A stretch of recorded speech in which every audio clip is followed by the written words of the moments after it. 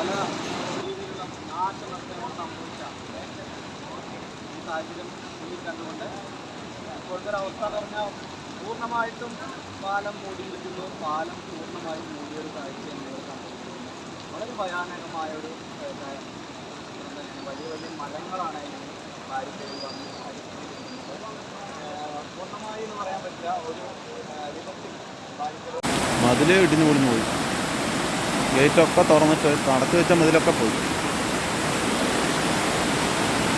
അതിൻ്റെ ബാക്കിൽ 2 വീടുണ്ട്. അവരൊക്കെ എന്തായാവും 2-3 വീടുണ്ട്. ഷമീറിൻ്റെ അളിയനൊക്കെ അവിടെയാണ് താമസിക്കുന്നത്.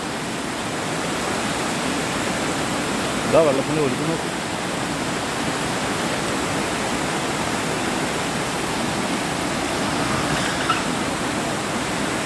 എല്ലാത്തിനും ഉണ്ട് വെള്ളം. പ്രിയമുള്ളവരെ, ഞാനിപ്പോൾ കൊണ്ടോട്ടി ഭാഗത്താണ്. നമ്മുടെ കൊണ്ടോട്ടി ഭാഗങ്ങളിൽ വളരെയധികം ഡേഞ്ചറായിട്ട് വെള്ളം ഉയരുകയാണ്.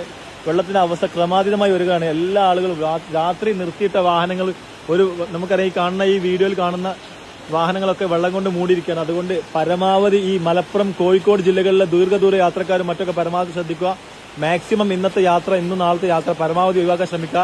എയർപോർട്ട് അതുപോലെ തന്നെ മറ്റുള്ള ഭാഗങ്ങളിലേക്ക് പോകുമ്പോൾ നിങ്ങളുടെ അടിയന്തരമായിട്ട് നിങ്ങൾ സുരക്ഷാ മുൻകരുതൽ എടുക്കണമെന്ന് ഒരിക്കൽ കൂടി അറിയിക്കുകയാണ്. Very very ഡേഞ്ചറാണ്. കൊണ്ടോട്ടി ഏകദേശം ഒരു റോഡ് ഏതാണ്ട് 3/4 ഭാഗം ഇപ്പൊ ഈ ആളുകൾ വരുന്ന മനസ്സിലാവും. റോഡിലൂടെ വരുന്ന ഈ അവസ്ഥ കണ്ടാൽ മനസ്സിലാവും. അതുകൊണ്ട് പരമാവധി ശ്രദ്ധിക്കുക. മാക്സിമം ഈ വീഡിയോ ഷെയർ ചെയ്യുക.